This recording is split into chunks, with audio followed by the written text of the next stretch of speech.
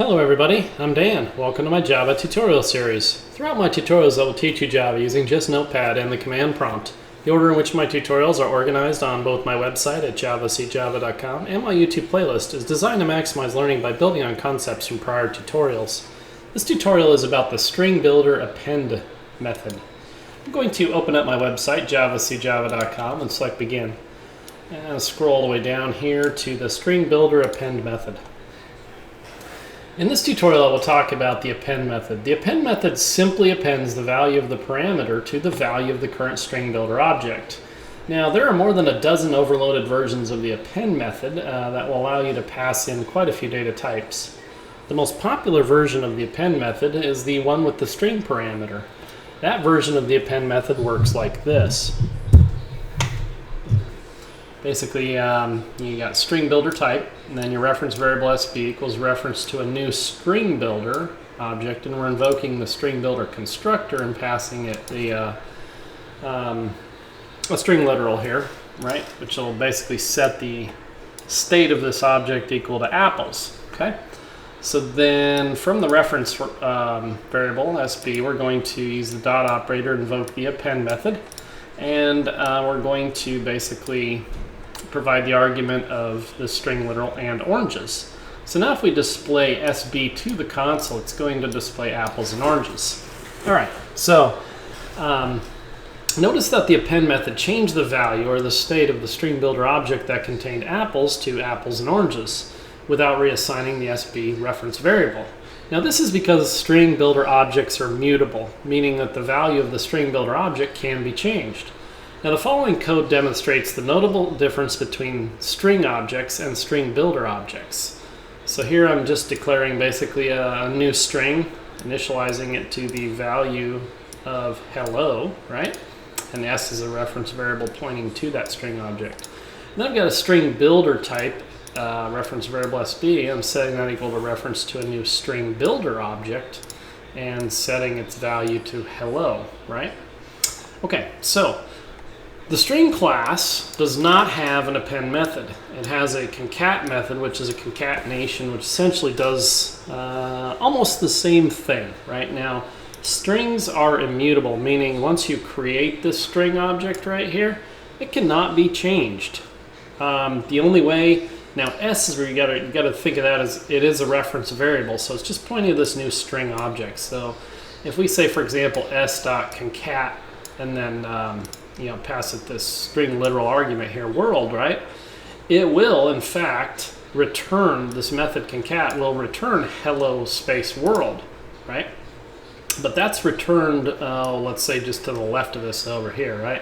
So it won't actually change this object to hello world, okay? Now the string builder being mutable, and invoking the append method with the string literal space world on there, right, will in fact change this state of the string builder object to hello space world.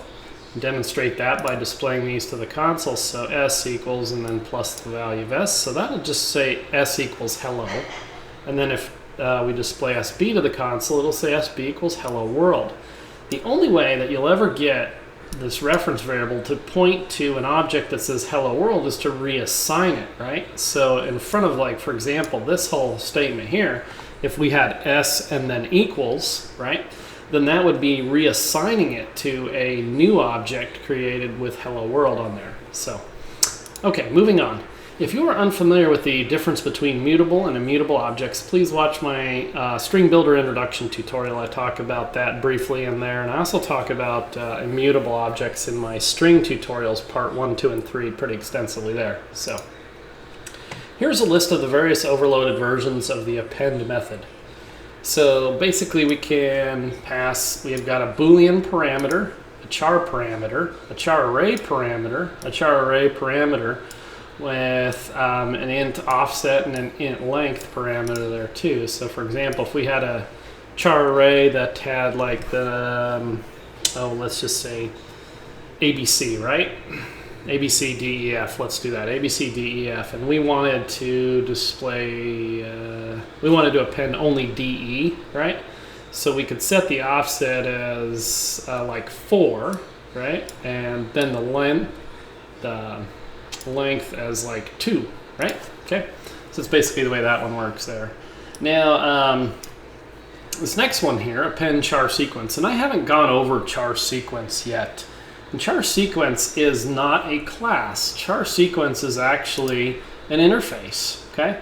Now, what you could do is you can create a reference variable of char sequence type, and you can assign that to a new object created out of any of these subclasses here, these implementing classes, right? Being string, string builder, string buffer, string builder, you know, any of these things here, okay? And I'll go into that a little bit more into the code there.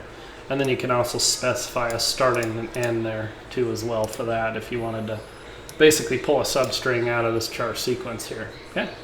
And then a double, a float, an int along an object, right? A string and a string buffer, okay? And string buffer is interesting there. We're all talking about string builder up here, but string buffer is just basically identical. It's got all the same methods in it here. It's just basically identical. The only difference is that it's thread safe. And I haven't talked about multi-threading yet, but I will be doing that fairly shortly there. But basically, you don't have to worry about that. The only thing that you have to keep in mind is that string buffer and string builder are essentially the same thing. String builder is not thread safe, and string buffer is thread safe, but we don't have to worry about that because we're not doing multi-threading programming yet. So, okay, let's go ahead and come down here and let's highlight all the source code. Hit Control-C to copy, or right-click and select copy, and basically this source code is going to produce a nice mathematical riddle that I kind of like there. Riddles are kind of fun. So I'm going to move that off screen there, but basically highlight that source code, Control-C to copy, or right-click and select copy. I've got a shortcut to the command prompt on my desktop, but if you don't, you can create a new one by right-clicking, selecting New Shortcut, CMD Next, and Finish. It's just that easy. All right, let's go and open that up. Type in javac, which is a Java compiler command. Type in Enter on that, and you should see all this stuff scroll by. Now, if you receive an error message, watch my tutorial on installing the Java Development Kit. You want to make sure you get that installed and configured properly before continuing. CLS to clear the screen, then CD space /. CD is short for change directories, and / tells it to go to the root. We'll make a directory here with the MD command called Java. I already have that folder, but if you don't, it'll go ahead and create it for you. Change directories to the Java folder. And I'm going to make another directory here called StringBuilder, and let's go with append. Okay, let's change directories there. And by the way, when I hit CD and hit tab, that auto-filled that in for me in case you're wondering how to do that so fast. Notepad, and then let's call this StringBuilder Append.java. Okay, StringBuilder Append.java is going to be the name of my source code file, also known as a compilation unit. Control-V to paste, or right-click and select paste, whatever you prefer. And let's go ahead and save this here. So just a single class. Here's the main method entry point. I'm going to be declaring a lot of various different types of variables here. Some of them are going to be primitive, some of them are going to be actual reference variables there, but basically I'm just trying to represent all these various different flavors of the overloaded append methods. Okay, let's get this off screen here. Okay, so boolean b equals true, char c, just setting that equal to like a little blank char literal there. And then I got a char array here, and like this char literal, which is a period, and then a new line character here with the escape sequence here for a new line. If you're not familiar with the escape sequence, I've got a nice tutorial on escape sequence too as well. Okay, and then I've got a char array here, same thing, basically just a question mark and a new line on that. All right, so char sequence, right? Briefly talked about that. That char sequence is in fact an interface, right? And these are the known implementing classes, right? So basically, string is a subclass of char interface, or well, not a subclass. It's not necessarily right, but basically, more accurate would be to say, if we were to look at the declaration for string, it would say class string and then implements char sequence, right? String buffer, class string buffer, implements char sequence, right? So implementing classes is definitely the way to describe that properly there, okay? So we can create a char sequence type CS1. This is a reference variable. We can set that equal to a new string object here, right? So that's basically the way that works. Same thing with char sequence. I'll do another new string object here, and then a double, a float, and in along. Now object, right? Object is kind of the granddaddy of them all. It's the super class of basically everything Java. So we can, of course, assign a reference variable of type object to any subclass, right? And including string right here, right? And that's what I chose to do for this here to represent the, the overloaded version of append where we pass it an actual object, okay? All right, and then moving on down the statements here, string. We can even pass in a string buffer, right? And just, I talked a little bit about string buffer. It's essentially the same thing as a string builder, only it's thread safe. And then char sequence, I'm doing a new string builder, right? And that's perfectly valid too, because string builder implements the char sequence interface as well. So that's perfectly legit there, right? Object, new string builder, char sequence, new string buffer. Right, and new string buffer right here. Okay. Now, I'm sorry, was I saying string buffer? The string buffer is the thread safe one. String builder is the non-thread safe one there. Okay. I think I misspoke on that earlier there. Okay, but clear that up there. All right, so the first thing I'm doing after I basically set up all these variables here, reference variables, primitive variables, so on and so forth, is I am creating a new string builder type reference variable SB and setting that equal to a new instance or object of string builder object here. And I'm using the no argument parameter, which basically just builds an empty string builder with a capacity of 16 and a length of 0, okay? And then I'm invoking the append method, passing in a lot of these various different variables here, as you can see, right? To create a whole entire string that down at the very end, I'm going to display this string builder. I just said string. The string builder to the console there, okay? Now, in this particular statement right here, I'm doing what's called chaining methods, okay? So I am basically taking whatever, the current state for the string builder object and appending D, right? And D is this double value right here. And then, so that'll basically take whatever this is and append 30 and then .0. Now when you append this double here, it doesn't put this other 0 on there. So I am just gonna chain this next method for appending I, right, which is a 0 on there, so this will all look properly there. And then I'm going to append the C period, which is this char array up here, right, which will basically put a period on there, and then the new line character right there. Okay, so this is what's called method chaining. Okay, so we got some method chaining down there.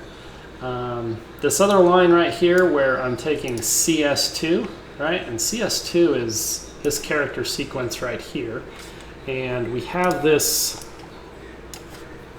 version of append where we take a character sequence in there and we can specify the start and the end, right? And so basically this character sequence up here, I've put a bunch of 4 question marks right up there at the start, right? So, and of course this one starts at 0. This is index 0, 1, 2, 3, and this is 4, right? So the element at the 5th character is at index 4. So when I specify this, I want to start at index 4 and go all the way to index 25, which just happens to be this space right here. Okay, so that's demonstrating that particular version of the method there. All right, let's go ahead and if you want to look over some more of this, spend some time let you do that. Feel free to do that later there. Let's go ahead and run this thing and see what we get here. So let's clear our screen.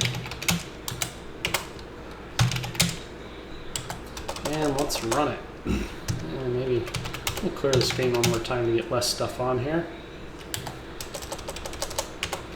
Okay, so here's the whole riddle. 3 traveling salesmen stop at a motel to spend the night. They ask the desk clerk how much for a room. He responds, $30. Each salesman pays $10 and the bellhop shows them to their room. When the bellhop returns to the main desk, the clerk informs the bellhop that the true room rate should have been $25.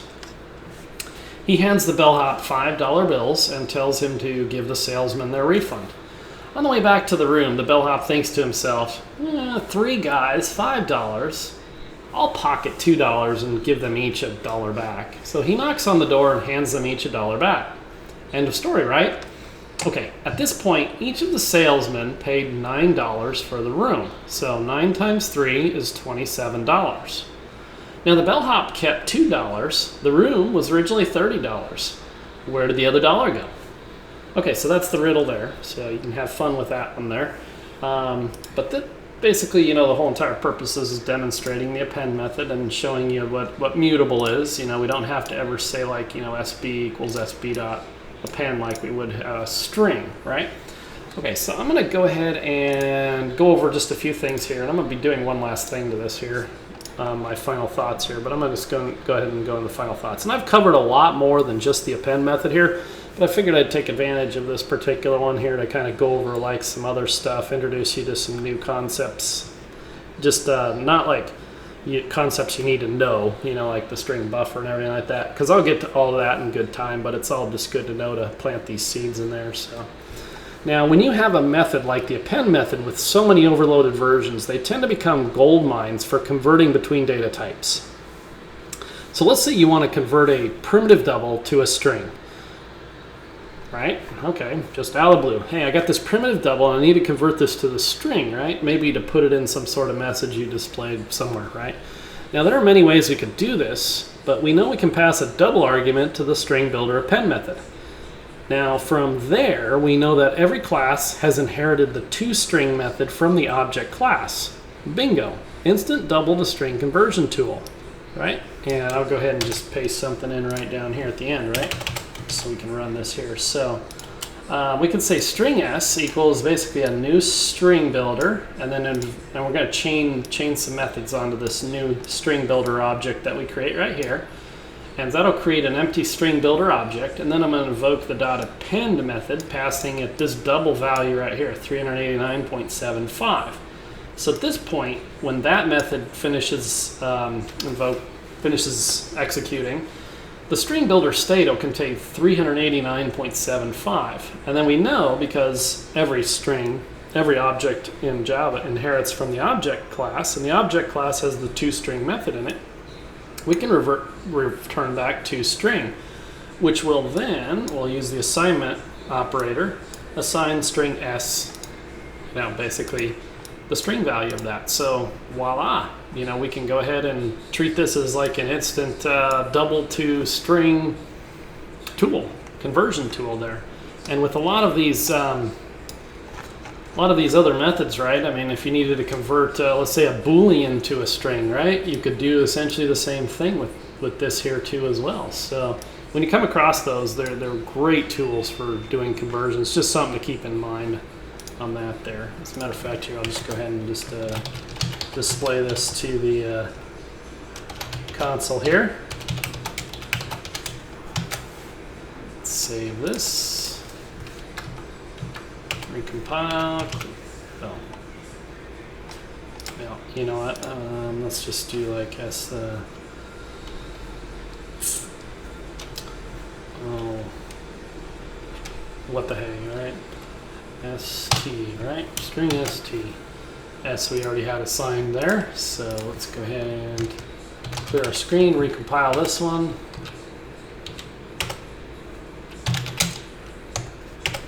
Okay.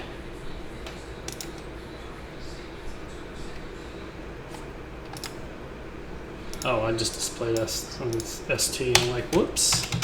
I'm screwing this all up at the end here. All right, let's go ahead and save that and clear our screen. Recompile that. Okay, so we get 389.75. All right, so that's just something to keep in mind when you see these things. You know, you can definitely typically use them in ways that you might not be so obvious. But if you think for a moment, you're like, okay, hey, I can do that with that, and use this as kind of like a conversion tool. You can really kind of opens up your eyes to some of the power some of these classes have with their various different overloaded methods there. Anyway, that concludes this tutorial. Thanks for watching.